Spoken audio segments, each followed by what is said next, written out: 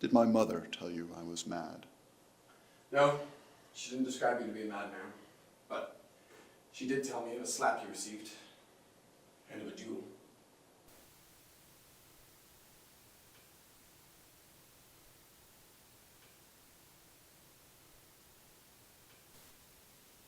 Are you ill?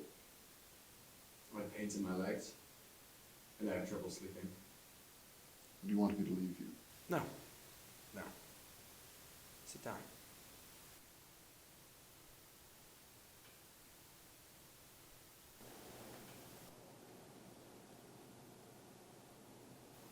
You too look ill. I am. You see, I have hallucinations. I often see or feel a sort of creature near me who is mocking, wicked, rational. Who takes on different aspects, but it is always the same creature. He drives me wild. I shall have to consult a doctor. Yes. Do so. No, it is useless. I know who it is. And you do too. You mean the devil? Yes. You do believe in him, don't you? A man of your calling is obliged to believe in him. Well, I'd say that in your case, it's more probably an ailment. You're skeptical. I see. Do you at least believe in God? I believe in God. It is written, if you believe, and if you command the mountain to be removed, you shall be obeyed. Can you move a mountain? Perhaps. With God's help. Why perhaps? If you believe, you must say yes. My faith is imperfect. Well, it's a pity. Do you know the answer a certain bishop made? With a knife to his throat, a barbarian asked him if he believed in God. Very little, the bishop replied. That's not worthy, is it? His faith was imperfect too. Yes. Well, in my opinion, faith must be perfect, or there is no faith. That's why I'm an atheist. The complete atheist is more respectable than the man who is indifferent. He is on the last rung, preceding perfect faith. Do you remember the passage from the Apocalypse about the lukewarm? Yes.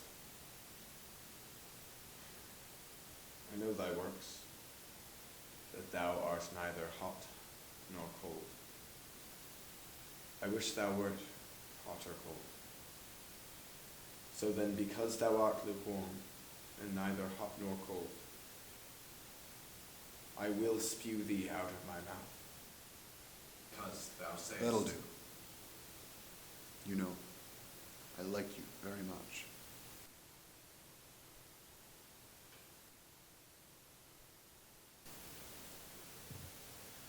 Don't be annoyed. Tell me everything. So you are sure that I came with an ulterior motive? I read it on your face as soon as you came in.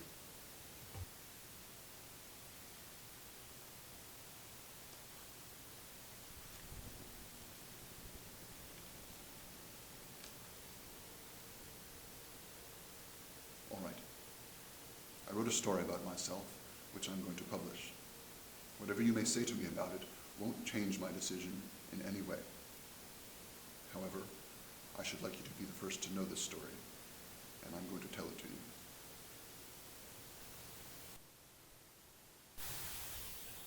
From 1861 to 1863, I lived in Petersburg, indulging in debaucheries that provided no pleasure. I was living with nihilist comrades who adored me because of my money. I was dreadfully bored, so much so that I might have hanged myself. I had 3 apartments. 3? Yes. One in which I put up Maria Lebyatkin, who later became my legitimate wife, and 2 others in which I used to receive my mistresses. One of them was rented to be my shopkeepers, who occupied the rest of the apartment and lived elsewhere. Hence, I was alone there rather often, with their 12-year-old daughter, named Matryoka.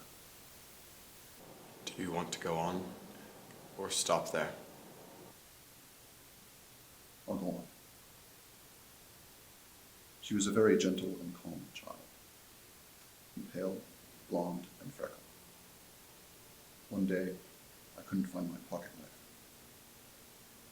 I mentioned it to the mother, who accused her daughter and beat her in my presence until she bled. That evening, I found the pocket knife in the folds of my blanket. I put it into my waistcoat pocket and, once outside, threw it away in the street so that no one would know about it. 3 days later, I went back to Matryoka's house. Did you tell her parents? No, they weren't there. Matryoka was alone. She was sitting in a corner on a little bench. She had her back turned. For some time, I watched her from my room. Suddenly, she began to sing, softly, very softly. My heart began beating violently. I got up and approached Matryoka. I sat down silently beside her on the floor. She was frightened and stood up suddenly.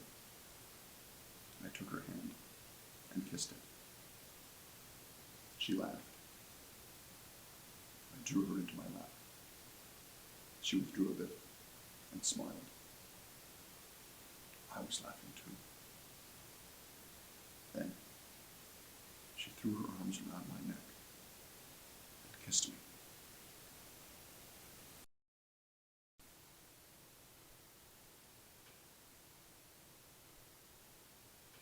At this point in my story,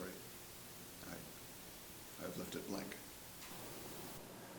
Are you going to tell me what followed? No. Later on, when you become worthy of it. But nothing at all happened. What are you thinking? Nothing at all. It would be better if you didn't look at me. Don't try my patience.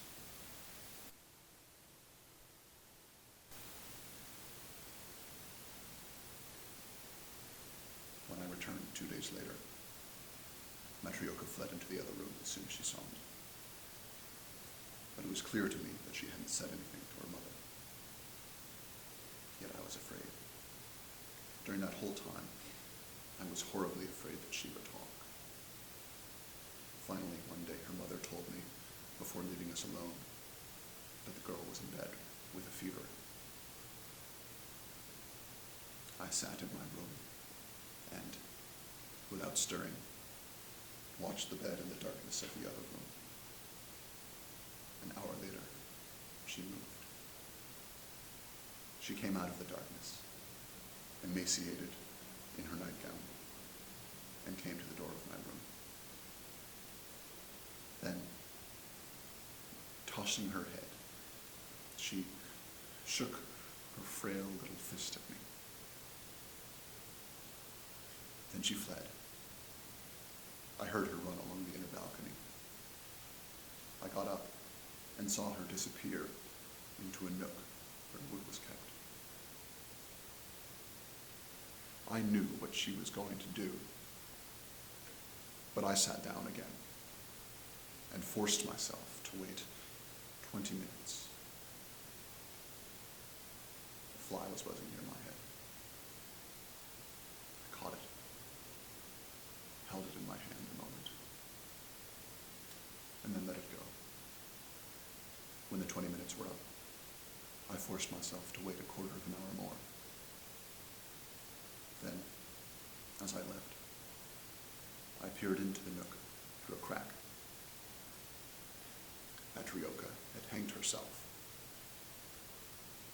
I left and spent the evening playing cards with the feeling that a weight had been lifted from me. A weight was lifted from you? Yes. But at the same time, I knew the feeling was based on a horrible cowardice, and that never again could I feel noble in this life, or in another life. Never. Is that why you acted so strangely here? Yes. I should have liked to kill myself, but I didn't have the courage. So I ruined my life in the stupidest way possible. I led an ironic life. It occurred to me that it would be a good idea, quite stupid really, to marry a crazy woman, a cripple. And so I did. I even accepted a duel and kept from shooting in the hope of being killed foolishly. Finally, I accepted the heaviest responsibilities without believing in them. But all that was in vain. Now,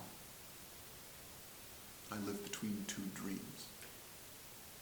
In one, there are happy islands surrounded by a sun-drenched sea in which men wake up and go to bed innocent.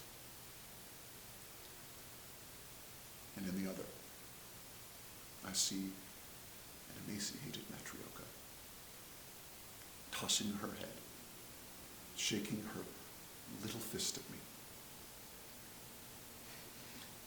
Her little fist.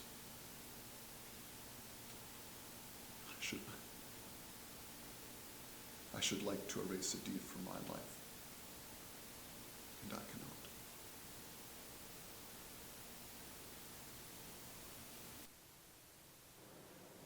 cannot. Are you really going to publish this story? Yes. Your intention is noble.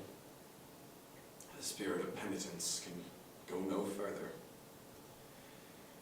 It would be an admirable action to punish oneself this way if only... If only it were a true penance. What do you mean? You express directly in your narrative the need felt by a heart mortally wounded. This is why you want to be spat upon, why you want to be slapped and to be shamed. Yet at the same time, there is pride and defiance in your confession. Sensuality and idleness have made you insensitive, incapable of loving, and you seem to be proud of that insensitivity. You are proud of what is shameful. That is despicable. I thank you. Why? Because although you are annoyed with me, you do not seem to feel any disgust, and you talk to me as to an equal. I was disgusted. But you have so much pride that you couldn't see it. But your words, you speak to me as an equal, are beautiful words. They show that your heart is great and your strength tremendous. But it is this great, useless strength in you that frightens me so, because it seeks to only express itself in foul deeds. You have negated everything. You no longer love anything. And a punishment pursues all those who break away from their native soil, who reject the truth belonging to their own time and people. I don't fear that punishment, or any other. On the contrary, one must fear, or else there is no punishment, only delight. Listen, if someone you did not know, whom you would never speak to again, read those words and forgave you silently in his heart, would that bring you peace? That would bring me peace. If you forgive me, that would do me great good. No. I want to win my own forgiveness. That is my principal and sole aim. Only then will division disappear.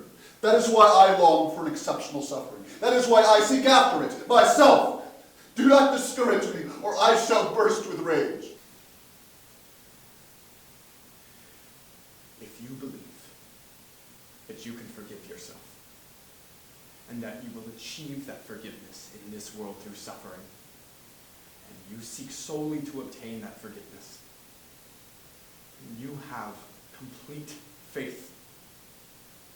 God will forgive your absence of faith, for you venerate the Holy Ghost without knowing it. No. There can be no forgiveness for me.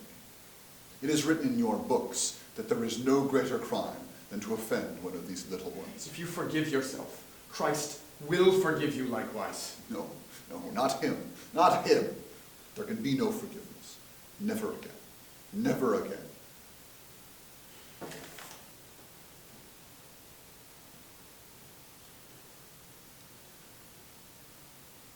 I shall return. We shall talk of all this again. I assure you I am very glad to have met you. I appreciate your welcome and your understanding. Are you leaving already? I wanted to ask you a favor, but I fear... Please do.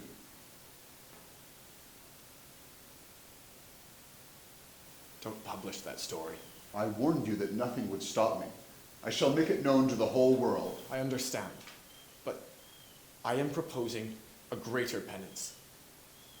Give up your intention. And in this way, you will overcome your pride. You will crush your demon, and you will achieve liberty. You take all this too much to heart. If I listened to you, I would settle down, have children, become a member of a club, and go to the monastery on holy days. No, I am suggesting a different penance. In this monastery, there is an ascetic, an old man of such Christian wisdom that neither I nor even you can imagine. Go to him. Submit to his authority for 5 or 7 years, and I promise you everything for which you thirst. Enter the monastery. Why not? After all, I'm convinced I could live like a monk, although I am gifted with a bestial sensuality. I see clearly now that you have never been closer to committing a crime, even more heinous than the one which you have just related. Calm yourself. I can promise you not to publish this story immediately. No! No! There will come a day, an hour, before that great sacrifice, when you will look for a way out in a new crime. And you will commit it, only to avoid the publication of these pages.